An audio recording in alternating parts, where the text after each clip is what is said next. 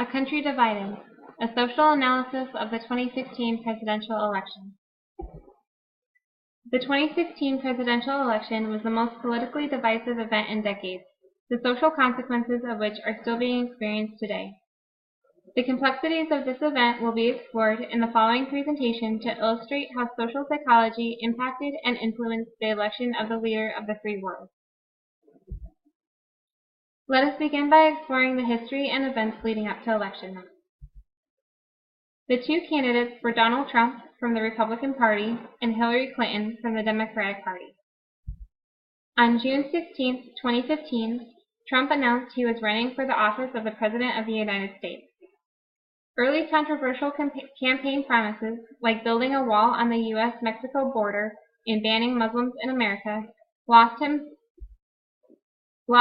support within the party but gained him popularity with many American voters. As it became increasingly clear that Trump would win the Republican primary, he finally gained support from influential party members. After winning the Republican nomination, despite the tumultuous primary, Trump continues to blaze the campaign trail with statements and actions many found offensive. On October 7, 2016, a video and audio recording of Trump making lewd and vulgar statements about women is released. While many thought this to be the end of his candidacy, after Trump formally apologized, he continued to run. At the final presidential debate, Trump states that if he does not win the election, he will suspect voter fraud and will not accept the results. This statement was viewed by many as un-American. Now let's turn to the Democratic nominee. On April 12, 2015, career politician and former First Lady Hillary Clinton surprises no one with an announcement for a presidential bid. While she was an early favorite for the party's nomination, she faced unexpected yet fierce competition from Senator Bernie Sanders. Despite this, she secured her party's nomination amid unconfirmed rumors about inter-party voter fraud and dirty politics. During her campaign, Clinton faces persistent criticism for her use of a secondary, unsecured email server during her time serving as Secretary of State, which is illegal. She eventually apologizes for doing this, and the Democratic Party works hard to downplay the importance of these actions. Clinton is eventually cleared of all charges by the FBI, but many voters continue to find her untrustworthy. Finally, days before the election, the FBI announces that they will reopen the investigation into Clinton's emails after they discover new and potentially pertinent emails that were brought to light. Many believe this had a detrimental effect on the outcome of the election. On November 8, 2016, Donald Trump becomes president-elect after he earned 304 electoral votes compared to Clinton's 227. However, Clinton received over 3 million more popular votes than Trump, which angered Democrats and furthered the divide between the two parties. The 2016 election was riddled with controversy in both parties. Both candidates were unliked and unfavored among the American people, and many viewed voting as a decision between the election of two evils. On election night, polls revealed a historically high number of voters were not voting for the candidate that they wanted to see in office, but rather against the candidate that they didn't want. This is known as negative voting. Throughout the campaign, social media and the spread of fake news played a significant and unprecedented role in election results. Despite the election occurring over 2 years ago, the events of the campaign, the results, and the very candidates themselves are still a heavily divisive topic of debate today. Let us now discuss the role of social psychology in the 2016 presidential election. Social thinking. Social thinking is the first theme that plays a significant role in the election.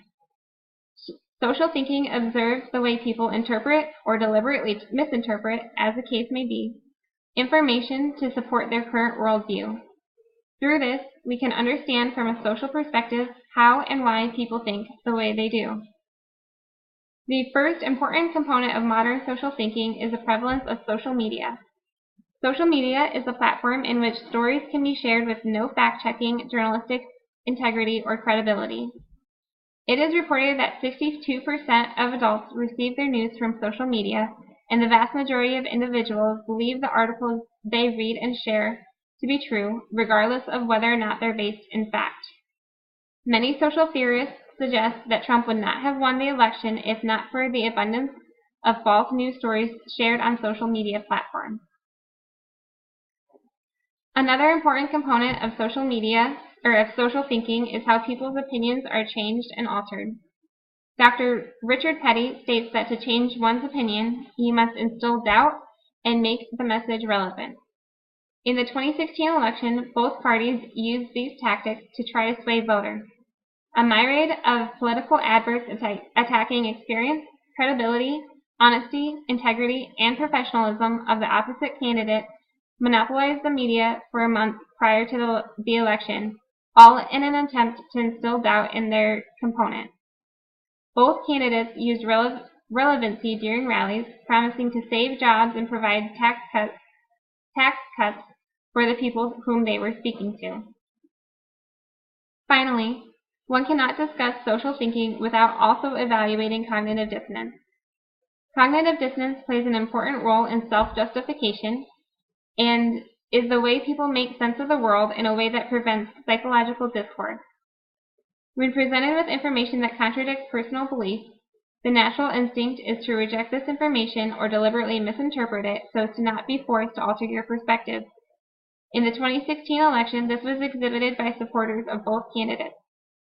When presented with information confirming illegal or immoral actions by their candidates, supporters would deny the event ever occurred or would find a way to justify it. Democratic supporters would downplay Clinton's email scandal as being less significant than it actually was, and Trump supporters were willing to write off his vulgar comments about women as simple locker room talk.